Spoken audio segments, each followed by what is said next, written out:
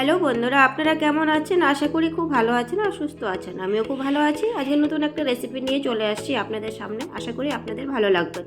আজকে হবে সিম ভর্তা। তো সিম ভর্তার রেসিপিটা কেমন করে আমি বানাই, তো আপনারা সঙ্গে থেকে একটু দেখুন। তো এদিকে দেখুন, সিম, রসুন, কাঁচা লঙ্কা নিয়ে নিয়েছি।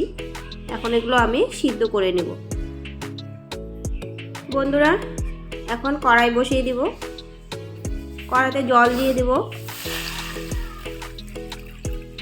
500 মতো জল দিয়েছি। জলটা বলক উঠলেই দিয়ে দেব সিম, রসুন আর হলো কাঁচা লঙ্কা। এগুলো দিয়ে আমি কিন্তু ঢেকে দেব। 2 থেকে 3 মিনিট লাগবে সিদ্ধ হতে। দিয়ে ভালো করে সমান করে দেবো একসাথে।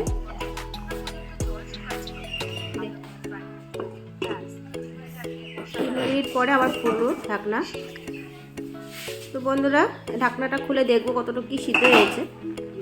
সিদ্ধ প্রায় হয়েই গেছে। আমি এখন তুলে নেব।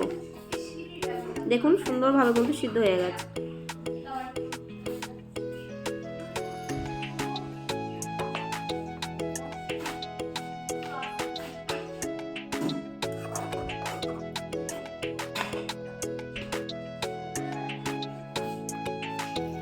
বন্ধুরা, এই যে দেখুন, আমি কিন্তু সব প্লেটে নিয়ে নিয়েছি। এখন কিন্তু মিক্সি জারে দিয়ে দেবো। ধনেপাতাও নিয়ে নিয়েছি। ধনেপাতা অবশ্যই লাগবে, ধনেপাতা ছাড়া ভালো লাগবে না।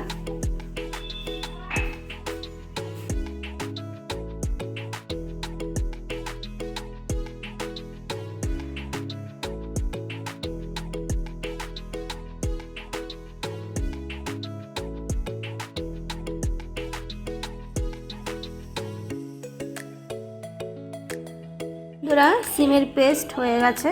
চলুন এখন কড়াই বসিয়ে দিব। কড়াই বসিয়ে দিয়েছি। কড়াই গরম হয়ে গেছে। সরষের তেল দিয়ে দিচ্ছি। দিয়ে দেবো শুকনো লঙ্কা 2টো আর দিয়ে দেবো কালো জিরে। আর সিম পেস্টটা কিন্তু দিয়ে দিচ্ছি।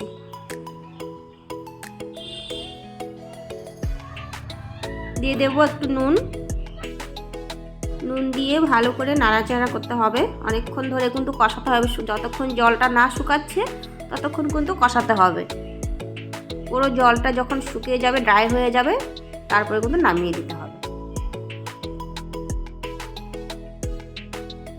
তো বন্ধুরা, নাড়াচাড়া করতে করতে অনেকক্ষণ টাইম নিয়ে কিন্তু নাড়াচাড়া করেছি। করতে করতে দেখুন কতটা জল শুকিয়ে গেছে। মানে জল পুরোপুরি শুকিয়ে গেছে, আর জল নেই, পুরো ড্রাই হয়ে গেছে সুন্দরভাবে।